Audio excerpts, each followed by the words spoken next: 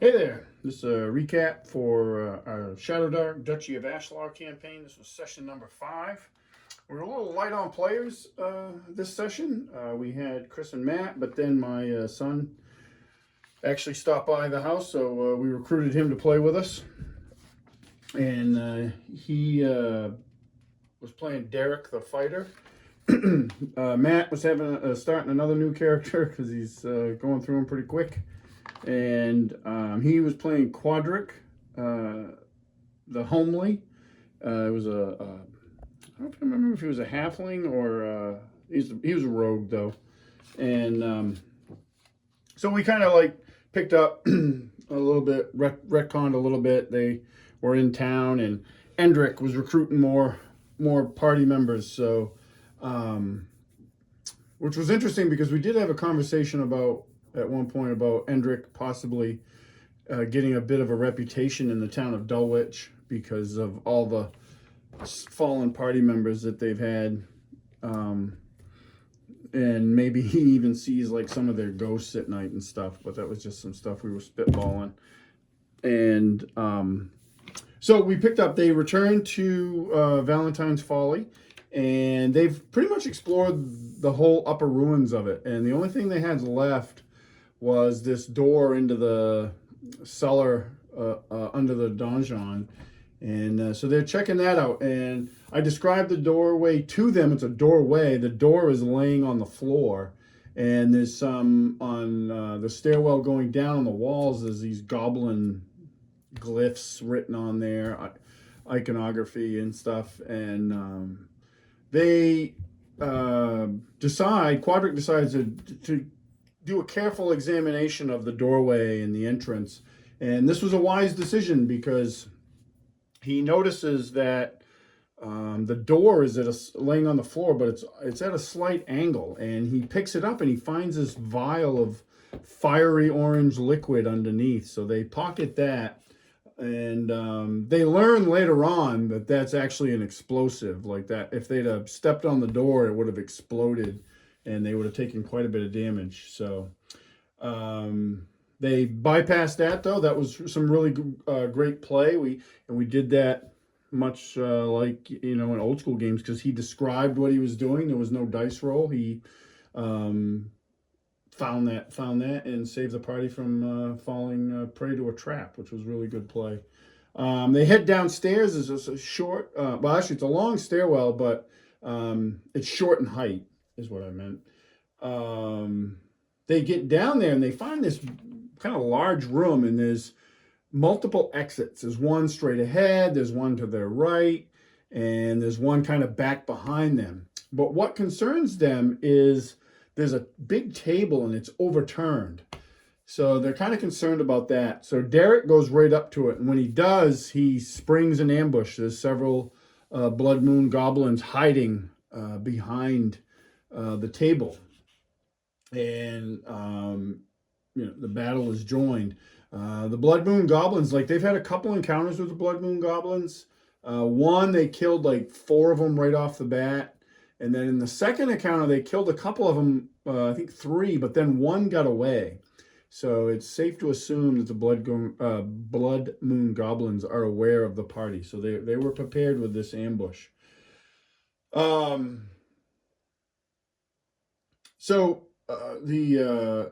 bunch of the goblins go into melee with Derek. He does pretty well. He's pretty stout. He's got a lot of hit points, decent armor. Like he didn't do very well in equipment wise, but he's got decent armor. He's in that. One of them hangs back. He goes behind these pillars in 4 corners of the room. One of them kind of goes behind that. One of them because it's right behind the table, and he starts laying into arrows. He shoots at Quadric, who is behind another pillar, and he actually hits Quadric, and I don't think it was one hit though. I think it was a couple hits, and Quadric goes down. So Matt's character is down again. The party's engaged. Endrick is casting spells. Endrick has to actually burn through 2 luck tokens to get a spell off. He was just having really no luck with his dice, and Part of the thing with Endrick is his stats aren't great. None of them really are. Derek's stats are pretty good, but Endrick's stats are not. And he doesn't get any bonus to casting spells, so it's a flat roll for him to try to get his spells off, which is tough. And but he burns 2 luck tokens to cast Burning Hands, and he ends up cooking 2 of the goblins while Derek takes on the rest of them. This took a few rounds, and with the death saves, Quadric only had 3 rounds, so he ends up dying. So Matt's down another character. So they're down to just 2 party members for this little exploration into the undercellar of the donjon.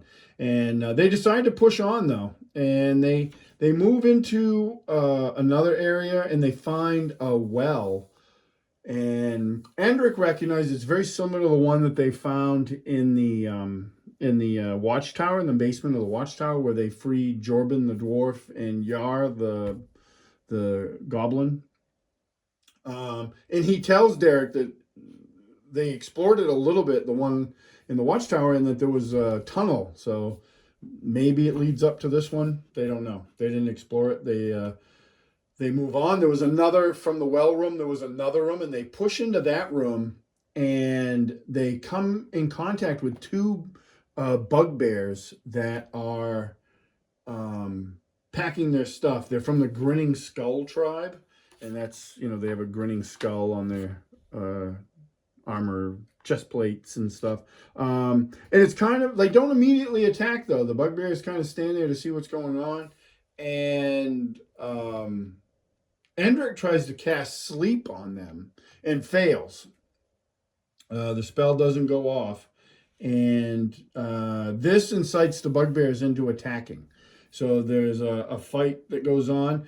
We did a little, and while all this is going on, Matt's rolling up a new character, and he rolled up a dwarf, Pentus Stonetooth the Fifth.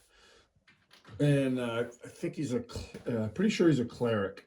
And so he was a prisoner of the bugbears. That's what he ruled. He got captured. The bugbears, when they came here, they captured Pentus on the way and brought him in here.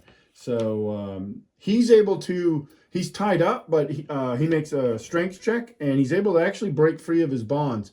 And he doesn't have any weapons or gear. He's been stripped of all of that. But what he does is he takes his bonds and kind of like loops him around like the neck of one of the bugbears that Derek is fighting,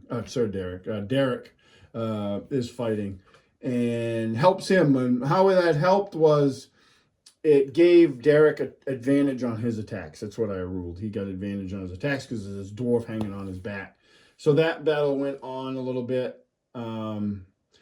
Derek took some damage in this fight because bugbears were kind of tough. I think they actually had 2 attacks, so which is a lot in Shadowdark. Like that's a big deal.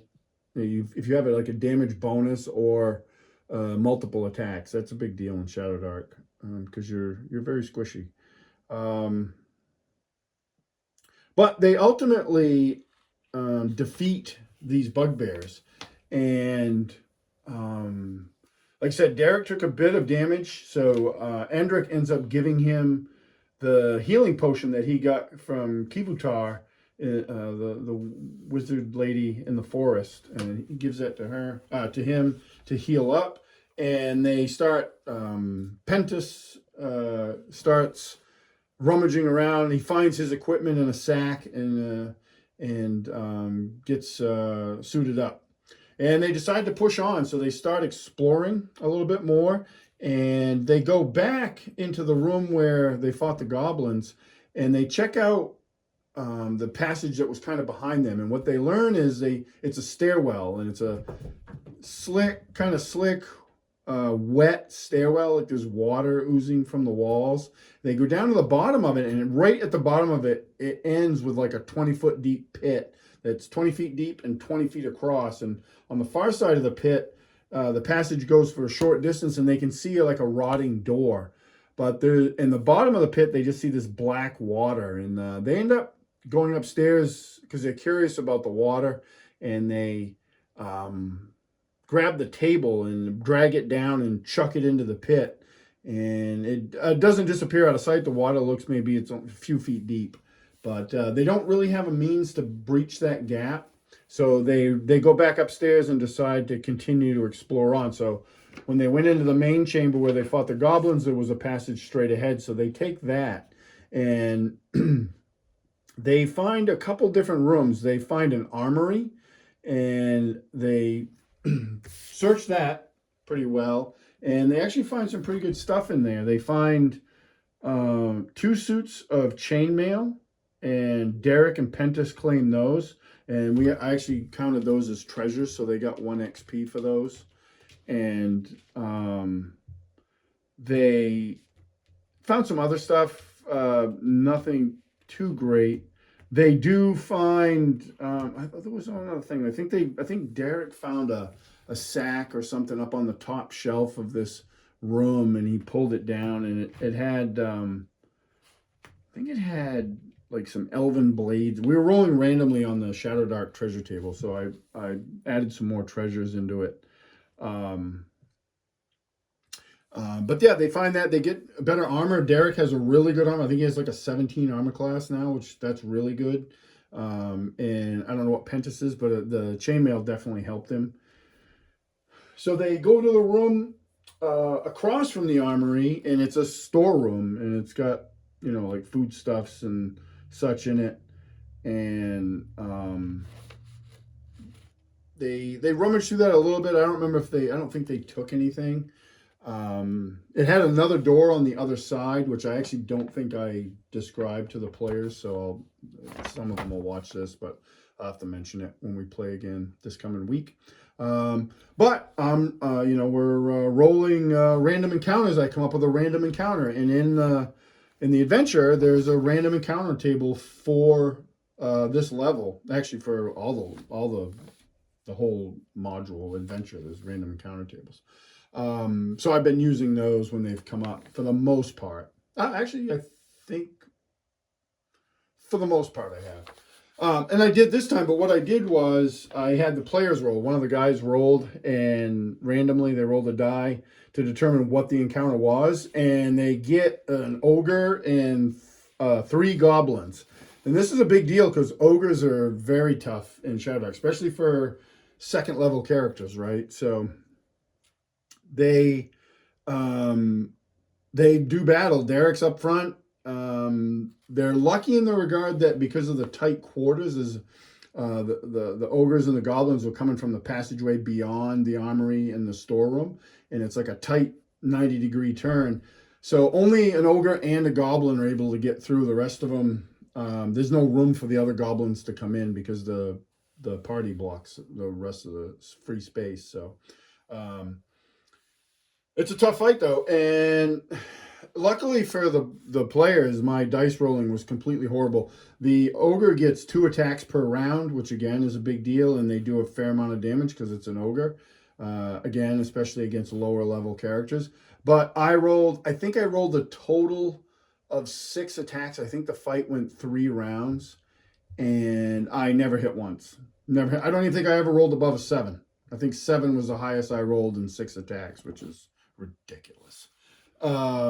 So ultimately the party kills the ogre, and the goblins see that. I rolled for a morale check for them. They fail miserably, and they flee back the way they came. So that was that. That's a big deal, and I won't get into the details of why that's a big deal. But that is a big deal that they killed that ogre. So they'll probably learn more about it in the next session. A little hint for the guys that are watching. And so we were close to the end of the night for the session. I know it doesn't sound like we did a lot, but like there was a lot of exploration. We started late too because we were waiting, and then we had a player that couldn't make it, and then we waited for my son to get ready so he could play with us. So we didn't quite play as long as we normally did, but they actually did some big things. Like they breached into the undercellar, and they really got some good exploration in, and that encounter with the ogre was a big deal. So they returned to Dulwich to do some carousing, and they've gotten some treasure. So how it ended up was Pentis ended up with a Bard ally, so and some XP. We've already had a Bard ally in the game, and that was Vannon Diorg, and he was Endrick's ally as well. So he is also now Pentis's the fifth's ally. Endrick, much like Pike, my friend Steve's character, apparently started a bar brawl in his revelry at the Vilsamir's Arms. I always pronounce that wrong, but the inn, and he got banned from the inn for a week, and but he did earn some XP. He actually he leveled up to 3rd level, which was great. And Derek survived a blindfolded knife throwing contest and got 3 XP plus a luck token, which is pretty cool. So yeah, that was session number 5. Been thinking a lot about the Shadowdark and the high mortality rate that we have, and I guess it goes hand in hand with Shadowdark. It's just something we're not. I mean, I think I've mentioned it in other videos. I mean, we have characters die. My Castle Crusades campaigns, I think we've had a couple permanent deaths. We've had multiple other deaths, but they were able to bring characters back. So death is not foreign to our game, but like we're 5 sessions in. We've had 5 deaths. Only one of those sessions had no character deaths. And my buddy Matt, he owns 4 of these deaths. So he's really been put through the ringer. Everybody's in good spirits, though. I actually did a little after session poll like the next day to see what people were thinking about the game, and everybody had positive thoughts. It was, just the nature of it. But we're going to try, I think I'm going to try integrating some of the optional rules too in the next session. They have some pulp rules, which gives the guys more luck tokens, and I might try that. I got some more tokens, so we might mess around with that to give them some, just some more options, because it is tough. And, but they're doing the best they can with it. They're not playing superheroes. Shadowdark has a high mortality rate, so we're just seeing how it goes. But yeah, that was session number 5, and we will be playing hopefully again this coming Thursday. And I don't think we'll be wrapping it up. Maybe, I don't know. Maybe not. They could possibly do that, but it also wouldn't surprise me if we didn't. But I appreciate everybody watching. I've gotten a bunch of new subscribers recently, which is great. Appreciate everybody subscribing. And comments in the videos, I really appreciate those. I try to answer all of them and engage with everybody that engages with us. So I really appreciate it. And catch you at the next one.